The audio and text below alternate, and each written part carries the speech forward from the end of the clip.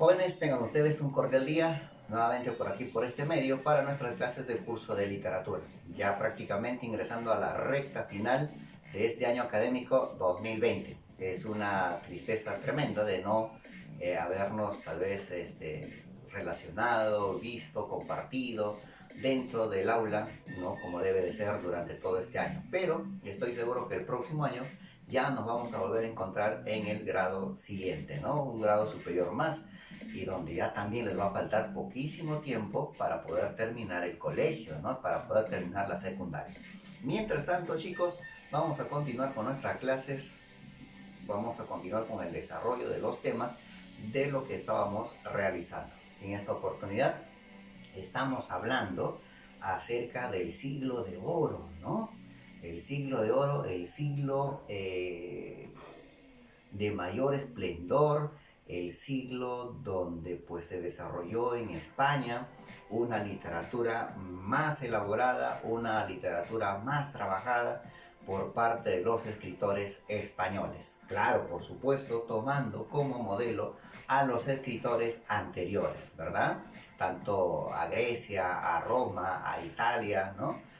Tomando como modelo a esos escritores, pues los españoles se enrumbaron, agarraron su barquito, agarraron su carreta y obviamente hicieron una literatura mucho mejor que los anteriores. Entonces, por eso se llama el siglo de oro, ¿no? La época de la brillantez, la época del auge. Y hoy vamos a hablar de otro género que ya hemos hablado anteriormente. En las clases anteriores hemos hablado acerca del género lírico, ¿no? En este caso, el periodo del Renacimiento. Luego ingresamos al periodo del Barroco. Hemos hablado del género dramático. Si hacemos un repaso en el género lírico, hemos hablado pues de las escuelas, ¿no? Las escuelas que se desarrolló allá en España, en este siglo, más o menos estamos hablando del siglo XVI. Y estas escuelas, obviamente, pues han sido las escuelas, no escuelas de Blas Pascal, de San Agustín, no, sino las escuelas de la poesía, por supuesto. Estaba la escuela italiana, la escuela sevillana, la escuela salmantina, la escuela conceptista, la escuela culterana, ¿verdad? Obviamente esas son las escuelas de la poesía. Luego, ya en el periodo del Barroco, los máximos representantes, claro, por supuesto, está Garcilaso de la Vega, está Luis de Góngora y Argote, Francisco de Quevedo, ¿no? Grandes escritores. Y en el periodo del Barroco hemos hablado acerca del género dramático, ¿no? Que está el teatro de por medio, de cómo se inició el teatro, ¿no? Por ahí decíamos que se había iniciado el teatro dentro de los templos. Luego ya, con el proceso del tiempo, con el pasar del tiempo, o sea, tuvo un proceso, ya el teatro era más elaborado, ¿verdad? Entonces, los máximos representantes del teatro está pues ahí Félix Lope de Vega y nuestro amigo Calderón de la Barca, ¿no? Uno que representa al Teatro Nacional Popular y otro que representa pues al teatro religioso y filosófico. Pues bien, entonces con esos grandes escritores que ya hemos repasado en las clases anteriores, ahora vamos a ingresar al siglo de oro narrativo. Ya chicos, a ver, vénganse por acá arribita.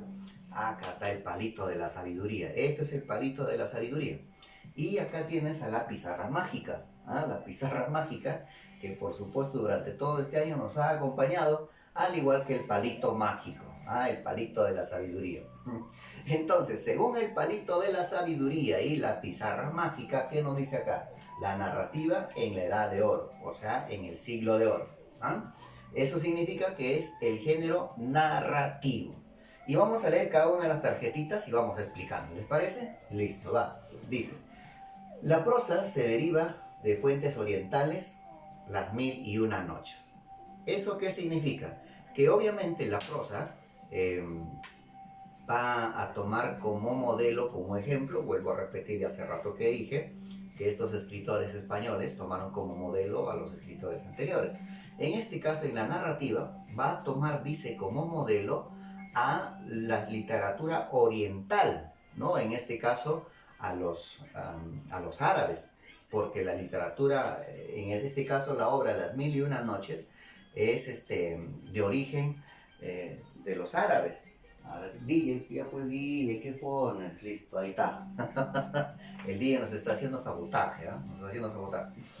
Entonces decía que Las Mil y Una Noches es una obra que pertenece a la literatura árabe. Y esta, Las Mil y Una Noches, es una colección de cuentos, en la cual pertenece pues al género narrativo, ¿ya? Entonces los españoles, dice, tomaron como modelo a esta obra, o sea, a la literatura árabe. Luego por acá nos dice, también tiene influencia italiana con el Decamerón. ¿Se acuerdan quién es el autor del Decamerón? A ver, los escucho. Levante la mano. Ah, ya te di, ya levantaste la mano, muy bien. El autor del Decamerón es Giovanni Boccaccio, ¿verdad? Entonces, Boccaccio, bueno, dice los españoles, toman como modelo también a Boccaccio, en la cual, en esta su narración, que también son colección de cuentos, ¿no? De 7 hombres y 3 mujeres, ¿verdad? En la cual cada día ellos iban contando, dice, unas historias, y en total juntaron 100 cuentos, ¿no? El Decamerón es una colección de 100 cuentos. Bueno, dice por acá, llega a su máximo esplendor con Miguel de Cervantes Saavedra. Eso significa que ya estamos ya en el siglo de oro, donde la narrativa va a llegar, dice, a la cúspide con el gran escritor famoso Miguel de Cervantes Saavedra y su obra El ingenioso hidalgo Don Quijote de la Mancha. Con esa obra va a llegar pues a la cima. Y decirles de pasadita que de esta obra, El ingenioso hidalgo que el Quijote de la Mancha, es una de las segundas obras más importantes a nivel mundial, siendo la primera obra más importante a nivel mundial, a nivel del universo, la Biblia. La Biblia, escrito por varios autores, ¿no? Inspirados por Dios, obviamente. En sí, la Biblia, el autor principal de la Biblia es Dios, ¿no? Porque Él es el quien hizo la inspiración en otras personas para que puedan escribir. Entonces el escritor o el autor de la obra, el autor de la obra, la Biblia, es Dios. Claro que la Biblia pertenece pues a la literatura, porque es una obra, pues, ¿no? Es una obra magnífica, es una obra maravillosa. Si lees la parte de Apocalipsis, ahí te vas a dar cuenta de todo lo que dice ahí en la Biblia está sucediendo en la tierra. Y más adelante, ¿qué es lo que pasará? Entonces hay que leer la Biblia. Les recomiendo que lean la Biblia, ¿eh? La parte de Apocalipsis. Entonces, la segunda obra, bueno, siendo la primera obra la más importante de la Biblia, la segunda va a ser El Quijote de la Mancha, ¿ya? Entonces, de autor Miguel de Cervantes Saavedra. Entonces dice, con esa obra, acá en el siglo de oro, la literatura va a llegar, pues, como a la espuma, ¿no? Siguiente dice acá, durante esta época se da inicio, dice, de una nueva especie, la novela. Eso significa que si anteriormente eran puro fábulas, eran cuentos, ¿no? En esta ocasión, ya del siglo XVII, acá estamos en el siglo XVII. En este siglo XVII ya prácticamente se desarrollaba, pues, o se empezó a desarrollar la novela, ¿no? Así como dice ahí, ¿no? Mi novela favorita, ¿ah? Entonces, acá va a prevalecer la novela. Por ahí unos que otros cuentos, pero más la novela. Dice por acá, surgieron 3 clases de novelas. A ver, vamos a ver cuáles son esas 3 clases de novelas. Claro que hay más novelas, pero las más importantes son estas 3. Las novelas de caballería, ¿no? Las novelas pastoriles y las novelas picarescas. Vamos a por acá a ver qué nos dice la pizarrita, qué nos dice las tarjetitas. Las novelas de caballería. Si dice caballería, obviamente va a ser historia de caballos, ¿verdad? O historia de caballeros. Ahí está, puede ser. Ahora vamos a ver qué dice la tarjetita. Narra historias de caballeros. Ah, Novelas de caballería narra historia de caballeros, así caballeros como el profesor Cambón, ¿sí o no? Ajá. Que combaten para llevar fama y amor, dice, mostrando fidelidad, sacrificio y valor. Este caballero, quizás por ahí le vas a poder relacionar con la Edad Media, ¿no? En la Edad Media también habían caballeros, habían héroes, pero en esta Edad Media, este caballero, este héroe, luchaba por defender a su rey, ¿no? Él obedecía todo lo que decía su rey. ¿Se acuerdan que en la Edad Media hablábamos y decíamos que todo era en relación al rey, que todo era en relación a la religión? Pero en este caso no. En este caso, ya en el Renacimiento, acá estamos en el Renacimiento, acá ya era totalmente diferente este caballero. Este caballero luchaba por su dama, ¿no? Todo hacía por su dama, por su musa. La mujer es quien le inspiraba a hacer esto, por tal vez sacar pecho y decir, no, yo soy el hombre, yo soy el caballero. Entonces te dice, luchaba, no se enfrentaba con muchas cosas. DJ, despierta, ya fue DJ, despierta. DJ se queda dormido, caramba. Ya está. Es que tiene que ser nuestro fondo musical, bro. Ahí está, listo. Entonces dice que este héroe ya mostraba, dice, esa fidelidad, ese sacrificio. Y es más, este héroe defendía a su pueblo, ¿no?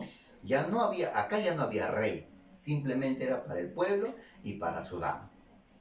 Dice por acá, el héroe dedica todos sus esfuerzos a su dama. Ahí está, ¿ves? Muestra el cambio de la sociedad medieval, o sea, acá ya va a ser totalmente diferente.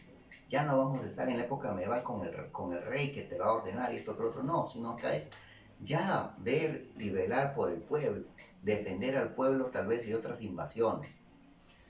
Cambio del héroe de cantar de gesta al héroe de burgués, ahí está, ¿ves?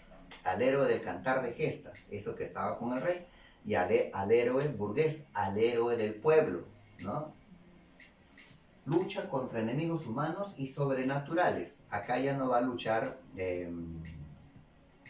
prácticamente quizás con otros reinados, ¿no? Sino acá ya con aquellas personas malas que quieren hacer daño al pueblo, así como hoy en la actualidad hay personas malas, así como los delincuentes, ¿no? Y nosotros ya estamos cansados de ellos y tenemos que luchar, tenemos que hacer algo, tenemos que hacer hasta justicia con nuestras propias manos. Y sería interesante hacer justicia con nuestras propias manos. Ahí colgarle ahí a ese ladrón, a ese delincuente, colgarle de donde más le duele. ¿De dónde más le duele? Obviamente de las cejas, pues, ya estás pensando mal ya. Dice por acá, dentro de todo esto, la obra más representativa de la novela de caballería, chicos, obviamente es el ingenioso hidalgo Don Quijote de la Mancha. ¿Ah? La obra más importante, y vuelvo a repetir, la segunda obra a nivel universal. ¿Ya? Me imagino que tienes en tu biblioteca el Quijote de la Mancha, ¿no? Me imagino. Y ahora desempólvalo y dale una leidita de qué trata esta historia. Me imagino que tienes la Biblia, ¿no? Claro, por supuesto. Entonces desempólvalo y léelo. Listo. Vamos por acá. Dice, la novela pastoril. Si hablamos de la novela pastoril, ¿de qué se refiere o a qué se refiere? Los escucho. Ah, vivo, ¿no? Vivo. Dice pastoril, profesor pastoril, pastores. Ah, vivo. Todo lo relaciona con la palabrita nada más, ¿no? Claro, tiene razón usted. Pastoril va a hablar de pastores. Pastoril va a hablar del campo, la naturaleza. Acá ya va a ser totalmente diferente a la novela caballería. Acá ya no va a luchar, sino acá va a ser algo relacionado con la naturaleza, algo relacionado con el amor, ¿no? El amor campestre. Como este campesino, este pastor, ¿no? que va a cuidar los animalitos, se va a enamorar de una pastora o una pastora de un pastor, ¿no? Ahí va el amor entre pastores. ¿Ah? Y bueno, esta historia creo ya lo saben, por ahí lo mencionábamos, creo, en las anteriores clases o en los grados anteriores. Decíamos, ¿no? De que este pastor le lanzaba una piedrita a la pastora, ¿no? Ellos se saludaban de lejos nada más, prohibido juntarse, porque eran Hacienda A, Hacienda B, Hacienda C y así, ¿no? Haciendas. Entonces eran prohibido juntarse. Pero el pastor le gustaba, pues, ¿no? A la pastora. ¿Y qué hacía este pastor? Le lanzaba una piedrita y le caía a la pastora, ¿no? Y si a esta pastora le gustaba el pastor, recogía la misma piedrita, le daba un besito en la piedrita y le lanzaba nuevamente. Y el pastor recogía la piedrita y decía, ¡ay, me quiere! ¿No? Pero había otro caso. Si este pastor le lanzaba una piedrita a la pastora y esta pastora no le gustaba el pastor, decía, ¿qué te pasa? ¿Qué esto, qué el otro? Agarraba un rocón y ¡guau! Le lanzaba al pastor. Imagínate, ¿no? Así era el amor cortés o el amor en tiempos antiguos, ¿no? Bonito, con su florcita. Iba, le tocaba su guitarrita, le cantaba debajo de su balcón, ¿no? Ábreme la ventana, que esto, que el otro, ¿no? Y la chica le lanzaba una soguita y por ahí subía. Ahora ya no es así, pues, ¿no? Ahora ya no es así. Mejor no digo nada más. Bueno, entonces dice, esta novela pastoril, dice, ¿no? Narra las aventuras amorosas de pastores, mira, eso es lo que decíamos, ¿verdad? En un paisaje que responde al tópico de locus amenus. ¿Qué significa el locus amenus? El locus amenus significa, pues, ¿no? El lugar ameno, ¿no? El lugar donde puedo estar tranquilo, el lugar donde puedo pasar una tarde o un día fenomenal, ¿no? Como quien dice. Así como podemos pasar una tarde fenomenal en Cerro Candela, ¿no? ¿Qué vas a pasar una tarde fenomenal ahí? Una tarde de susto pasarás ahí, ¿no? No, mentira, chicos. Entonces dice, el locus amenus, obviamente es el lugar ameno. Y ese lugar ameno es el campo, es la naturaleza, las flores, los árboles, ¿no? El arbusto, las aves, el canto, ¿no? El trinar de los pajaritos. Ya, espectacular. ¿Ah? Entonces por eso se utiliza acá en esta novela pastoril el tópico del locus amenus, el lugar ameno. Recoge la tradición campestre, o sea, todas las historias del campo, ¿no? Y acabo de mencionar cómo era el enamoramiento entre los pastores, todo relacionado al campo.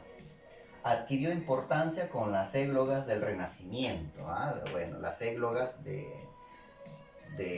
Garcilaso de la Vega, ¿no? De Salicio y Nemoroso, ¿no? Dos pastores, dicen ahí, ¿no?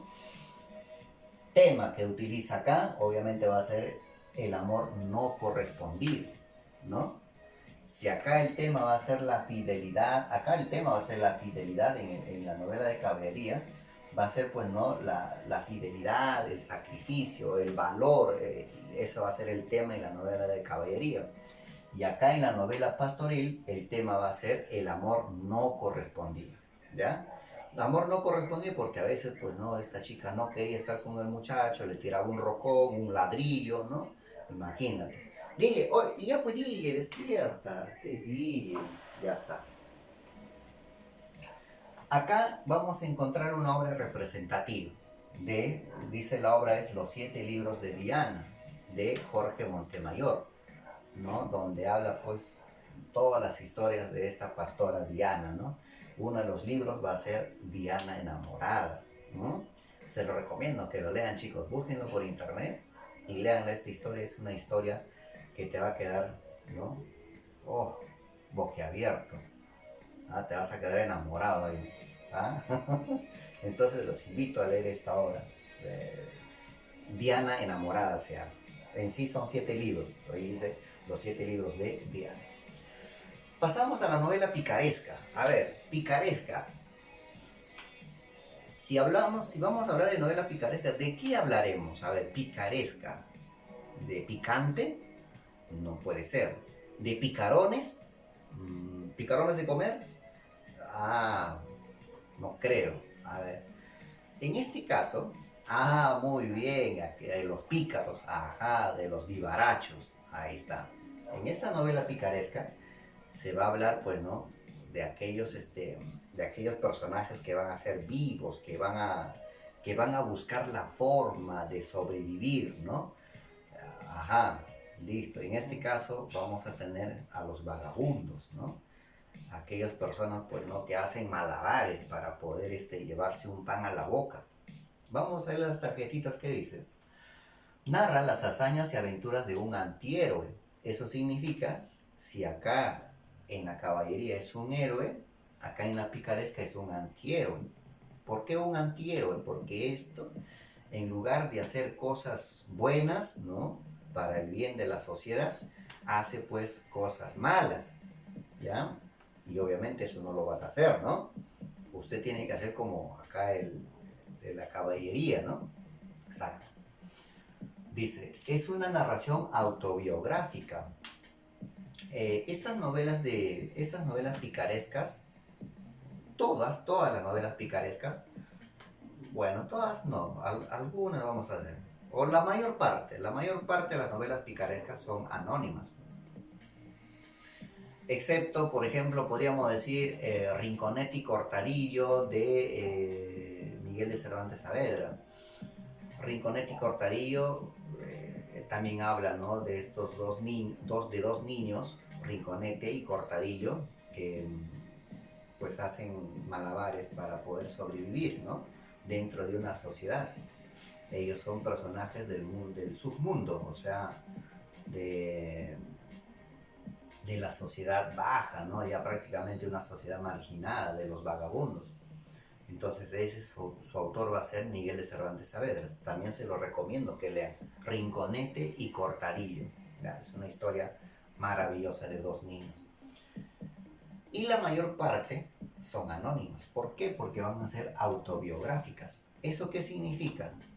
Que el mismo personaje está contando su historia, está contando la historia, lo que le ha pasado. Es como si yo contara mi historia, ¿no? Desde mi niñez hasta la actualidad. Pero yo no voy a querer que sepan, pues, ¿no? Que es la historia de Hugo Camones. Entonces yo pondré anónimo, ¿no? O sea, sin autor. Pero va a hablar mi historia. Entonces a eso se refiere. A eso se refiere. Cuenta la vida del pícaro que tiene un origen humilde, dice. ¿Ah? Origen del submundo, vuelvo a repetir. Origen de abajo, de la clase baja, los marginados. Trata temas como la venganza, la astucia y el ingenio. Ahí está, ¿ven? Los temas, la astucia, ser astuto para poder alimentarse, ¿no? El ingenio, ¿no? Utilizar su cabecita, a ver qué hago para poder sobrevivir. La venganza, ojo chicos, la venganza no es malo, no, por ahí no, es malo. Si alguien te hace daño, muéstrale la otra cara de tu mejilla, ¿no? Al mal tiempo, buena cara, dice el dicho. Entonces no seas vengativo, eso no se hace, solamente pídele a Diosito, ¿no? Que te ayude y a ver que ayude también a esas personas malas. No es malo la venganza. Tranquilo, chicos. La obra representativa acá va a ser El Lazarillo de Tormes, ¿no? Una historia maravillosa. ¿Qué pasa con el palito de la sabiduría? Mira, si se va el palito, ya no se va mi sabiduría. ¿Ah? Bueno, acá tenemos El Lazarillo de Tormes, que es una historia, pues, trata de un niño que fue abandonado por su madre.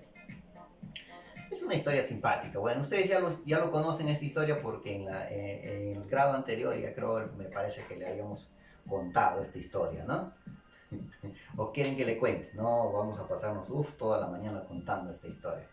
Bueno, simplemente les voy a decir que esta historia trata pues de un niño llamado Lázaro que nació a orillas del río Tormes, ¿no? Por eso se llama Lazarillo de Tormes. Ya conocen esta historia de que su mamá, a pesar de que estaba embarazada, ella seguía trabajando, lavaba ropas, estaba lavando en el río, ¿no? Estaba lavando en el río con su tremenda panza, cuando de pronto pues dio a luz, ¿no? Ella ni cuenta se dio, el bebé cayó al río, ¡plop! Y el río se lo estaba llevando al bebé. Ella ni cuenta se dio. ¿Cuándo se dio cuenta? Cuando el cordón umbilical le estaba jalando, ¿no? Le empezó a jalar. Y ahí dijo, ¡ay, no! Ahí recién se dio cuenta y cuando ya el bebé estaba lejísimo. Y ella lo que tuvo que hacer es como el hilo de pescar, parecido al hilo de pescar, es como si estuviera pescando. Empezó a jalar al cordón umbilical y hasta que sacó a su hijo, ¿no? Lo sacó ya casi ya ahogándose, ya todo moroteado. Entonces automáticamente la mamá le dio un palmazo en el potito y el bebé empezó a chillar, ¿no? Imagínate. Ahora, ¿cómo cortaba el cordón umbilical? ¿Qué hizo la mamá? Ahí pues no estaban los doctores ni nada por el estilo, ¿no? Entonces, ¿qué hizo la mamá? Simplemente agarró una piedrita, ¿no? Lo chancó en otra piedrita, ¿no? Lo cortó como puede. ¿Ah? Entonces, Lazarillo de Tormes es porque este niño nació a orillas del río Tormes, ¿ya? Y su nombre era Lázaro. ¿Ah? Ahí está, pues. Y su padre, obviamente, era Tomé González y su madre era Antona Pérez. Dice que su padre cayó preso, lo encontraron robando, seguramente pues para que alimente a su familia, ¿no? Lo encontraron robando, lo atraparon, lo llevaron a la cárcel y ya no se supo nada más de él. Entonces la mamá, Antona Pérez, ya no pudo, pues no como dar de comer a su hijo. Y conoce a otro hombre, un hombre de 2 metros, ¿no? Y de color, un negro, un sambo, ¿no? Fue un fornido. Conoce a este hombre llamado Zaide. Se enamora. Y este Zaide pues le hace otro hijo a Antona Pérez, ¿no? Y el niñito nace pues no, un negrito. Un negrito. Y Lázaro jugaba con este negrito y a su papá le decía, ahí está el cucu. Cucu le decía a su papá. Y a su hermanito le decía pues, chiquito cucu. Cucu grande y chiquito cucu, imagínate.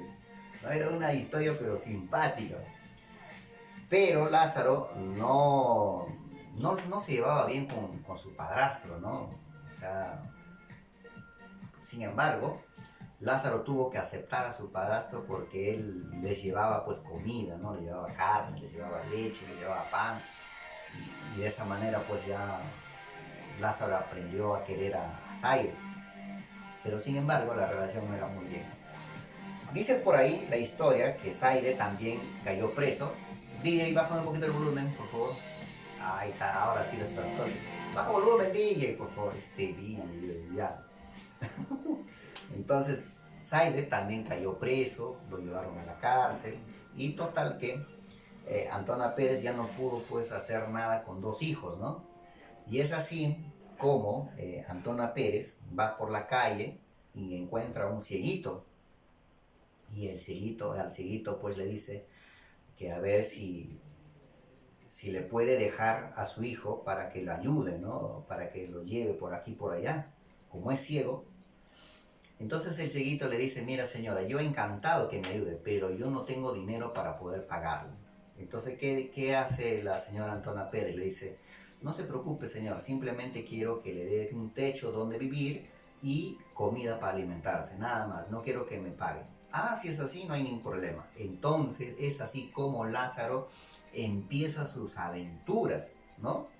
Esta obra va a tener 7 tratados y Lázaro va a llegar a tener 9 amos. O sea, eso significa que va a pasar por 9 amos diferentes. Entonces dice, el cieguito, al llevarlo a su casa, dice, no le da de comer y lo abusa, o sea, lo maltrata. Es astuto, el cieguito es astuto, ¿no? A la vez también Lázaro, mentiroso, avaro y pesado, ¿no? Entonces eso significa que este cieguito enseñó a Lázaro a ser astuto, enseñó a Lázaro a ser mentiroso, enseñó a Lázaro a ser avaro, enseñó a Lázaro a ser pesado, ¿no? Entonces, pero aún así le daba de comer, ¿no? Le daba de comer, pero le medía, ¿no? Le medía, supongamos que él comía 2 panes enteros y a Lázaro apenas le daba una migaja, pero le daba de comer, al menos tenía, ¿no? Hasta que un día a pobre Lázaro le agarró a palazos y le llevó pues no a un pueblo y le dijo: Lázaro, mira, ahí al inicio del puente hay una cabeza de un toro, le dice. Y Lázaro le dice: sí, efectivamente veo la cabeza del toro. Esa cabeza de toro pues estaba hecho a base de piedra, ¿no? Era una estatua. Entonces el cieguito le dice, ¿no? Porque Lázaro pues no le había robado las uvas, Lázaro pues se había tomado el vino del viejito, ¿no? Entonces el viejito trata de vengarse de Lázaro. Por eso les vuelvo a repetir, no es malo la venganza, chicos. Entonces, ¿qué hace el cieguito? Le dice: Lázaro, acércate adelante del toro y háblale, pídele un deseo, vas a ver que te va a conceder el deseo. Y Lázaro, todo creído, se acerca delante del toro, le dice: ¿ya estás ahí cerca? A ver, el cieguito le palpa y dice: ya está muy cerca. Y cuando de pronto dice, el cieguito le empuja a Lázaro y Lázaro se chanca todo en la frente, ¿no? Y le sale un chichón, una bolota. Y Lázaro empieza a llorar, empieza a chillar de dolor, pues no, a quién no le va a doler, pues imagínate, que te chanquen la frente con una piedra, a ver. ¿Ah? Y el viejito dice: pues ja, ja, ja, eso te pasa por robarme mis uvas, eso te pasa por tomarte mi vino, eso te pasa por esto, por esto, por esto. Ya le sacó un montón de pretextos. Y Lázaro le dijo: pues no, algún día me voy a vengar de ti, algún día vas a ver. Hasta que un día le dice el viejito: Lázaro, acompáñame a otro pueblo. Y Lázaro le acompaña al otro pueblo. Y para colmo o para remate, dice, había llovido. Y para llegar a ese pueblo se tenía que cruzar un puente. Entonces el río, pues, como había crecido por la lluvia, se lo había llevado el puente, ¿no? Y Lázaro le dice al cieguito: pues no, amo, le dice, el puente no está. No sé, Lázaro, tenemos que pasar como de lugar, busca cómo pasar. Lázaro, mira, tengo una idea. Llevan por el río el río más angosto, o sea, más delgadito, para poder saltar. Ya, amo, le dice, vamos a buscar. Y Lázaro se le prende el poquito la idea y dice: ajá, acá me voy a vengar. Entonces, ¿qué hizo Lázaro, chicos? En lugar de llevarlo por el más angosto, ¿no? Le llevó por el más amplio.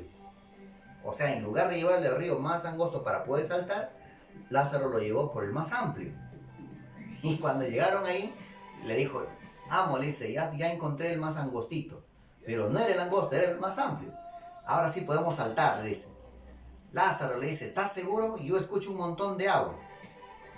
Es que, amo, al fondo hay una catarata, le dice, eso es lo que está sonando. Ah, ya, listo. Tú mismo eres Lázaro. Ya, amo, le dice, a la cuenta de 3 vas a saltar. A ver, retrocede. Y el pobre señor, pues el cieguito, retrocede para tomar viada, ¿no? Para correr y saltar. Ya, ahora, a la cuenta de 3, a la 1, a la 2 y a la 3, ¡corra! Y el cieguito empezó a correr. Y el cieguito pues pensó que era el angosto para poder saltar, ¿no? Al otro lado. Entonces dice que en eso, ya, ahora salta. El cieguito salta y ¡bum! Cae al centro del río. Imagínate. Y que obviamente pues el río estaba bastante, se lo llevó al pobre cieguito el río, ¿no? Y Lázaro, ja, ja, ja, ja, eso te pasa por golpearme en la piedra, esto que el otro. Y en eso no sé cómo abre sus ojos y el cieguito, y el río se lo llevaba. Y entonces Lázaro dijo: oh, no, amo, el amo, se lo llevó al río. Se le llevó el río al pobre cieguito y ya, pues no, Lázaro se quedó sin amo. Entonces se fue al pueblo y Lázaro consiguió otro amo, un clérigo, un sacerdote. Este clérigo era egoísta, mísero, ¿no? Y solo le importaba a él mismo, ¿no? Acá pues tiene otra historia maravillosa. Dice que el clérigo guardaba el pan de la misa para comérselo él solo por las noches, ¿o no? O al día siguiente. Entonces dice que Lázaro se quedaba, pues, no podía, no comía. Entonces hasta que un día Lázaro se lo guardó, buscó la llave donde tenía del arca, porque en un cofrecito guardaba el pan de la misa, pues el sacerdote. Entonces Lázaro, ¿qué hizo? Agarró la llave y se fue a sacar otro duplicado de otra llave. Entonces con ese duplicado de la llave, ya por las noches Lázaro abría la arquilla y rompía pedacitos de pan, ¿no? Entonces al día siguiente, cuando el cura iba a buscar el pan, encontraba todo el pan todo pedaceado, picado, picado, picado por aquí y por allá. Y Lázaro dijo, no, me parece que hay una culebra por aquí que está rondando y que se le está comiendo el pan, o ratones. Y entonces dice Lázaro, por las noches dormía con la llave en la boca. O sea, la llave se lo metía en la boca para poder dormir, imagínense si se lo tragaba. Y al momento de roncar, dice que Lázaro, ¿no? Soplaba y por el agujero de la llave soplaba. Y cuando el sacerdote se le escucha eso, dice, ahí está la serpiente, ahí está la serpiente, agarra, dice, un palo y va, ¿no? Donde estaba, escucha, era de noche, donde el sonido, ¿no? Y agarra un garrotazo, un palazo, ¡fua! A Lázaro en toda la cara, ¿no? Y le encontró la llave a Lázaro y dijo, tú eres un ladrón, y lo botó el clérigo, ¿no? Y obviamente por el ladrón lo botaron a Lázaro. Ese es su segundo amo. Su tercer amo es un escudero, ¿no? Donde dice que pues llega todo un escudero, todo bien vestido, ¿no? Y Lázaro dijo, uy, acá voy a comer un montón, ¿no? Voy a tener de todo. Pero era al revés. Lázaro tenía que darle de comer al escudero. El escudero le mandaba a Lázaro, anda, pide limosna, que esto, que el otro. Y en lugar de que el escudero le dé de comer a Lázaro, Lázaro le daba de comer al escudero. O sea, prácticamente era pantalla nada más. Entonces, así como Lázaro decide retirarse. Su cuarto amo, el fraile de la Merced, dice. Este fraile le da a Lázaro su primer par de zapatos, porque ya prácticamente le vio todo destrozado sus sandalias y le dijo, no, yo te voy a comprar un par de zapatos. Pero Lázaro le deja a este fraile, porque el fraile prácticamente es corrupto, ¿no? Y no le gusta, ¿no? Y es más, casi no le da de comer a Lázaro. Y va a otro quinto amo, el buldero, ¿no? Este buldero va a vender falsas bulas, ¿no? O sea, papelitos, documentos que decía que ese papelito está bendecido por Dios y obviamente cura, ¿no? Incluso se confabuló con un alguacil, ¿no? Con un policía, diciendo, ¿no? Usted tírese al piso como muerto y yo voy y te voy a resucitar. ¿Por qué? Porque me compraste las bulas. O sea, el papelito milagroso. Y así dice, sacaba copia un montón y empezaban a vender. Y eso se dio cuenta Lázaro y dijo, no, este es mentiroso. Y lo tuvo que dejar. Su sexto amo, el pintor, un pintor, ¿no? Este pintor, dice, recogía semillas del campo, ¿no? Frutos del campo para moler y sacar pintura. Ustedes saben que las pinturas se hacen de los frutos de las plantas. Entonces dice a Lázaro, le mandaba a moler las frutas, ¿no? Muele, muele, muele. Y Lázaro se manchaba la ropa, se pintaba las manos, se pintaba la cara. O sea, terminaba todo sucio. A Lázaro no le gustó y se fue. Su séptimo amo, el capellán, ¿no? Eso, bueno, con el capellán, bueno, más o menos, pero igual, ¿no? Le ofreció el primer trabajo a Lázaro. Creo que este trabajo era vender agua, ¿no? Agua, como si fuera un aguatero, ir de pueblo en pueblo. Y a Lázaro no le gustó porque obviamente pues no, muy trabajoso era esto. Luego va un alguacil, pero igual, ¿no? Este alguacil, su trabajo era muy peligroso, ¿no? Corría peligro Lázaro y lo dejó. Su octavo amo es el alguacil. Su noveno amo, el arcipreste de San Salvador. Acá, con este noveno amo, Lázaro prácticamente llega a casarse con la sirvienta de este amo. Ya, chicos, entonces, como resumen, ustedes, a ver si buscan más información en internet, sería excelente. O de lo contrario, solamente con la clase. Los amos de Lázaro van a ser 9, ¿no? Y la obra tiene 7 tratados. El primer amo, el ciego; el segundo, el clérigo; el tercero, el escudero; el cuarto, el fraile; el quinto, el buldero; el sexto, el pintor; el séptimo, el capellán; el octavo, el alguacil; el noveno, el arcipreste de San Salvador.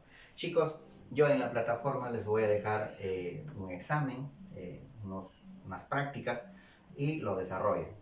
Y luego, pues en el libro me parece que hay tarea. Parece que no hay tarea en el libro. Si hay tarea en el libro, yo lo voy a señalar la página ahí en la plataforma. Chicos, muchas gracias por su atención. Conmigo será hasta otra nueva oportunidad. Cuídense bastante. Hasta la próxima. Chao, chao.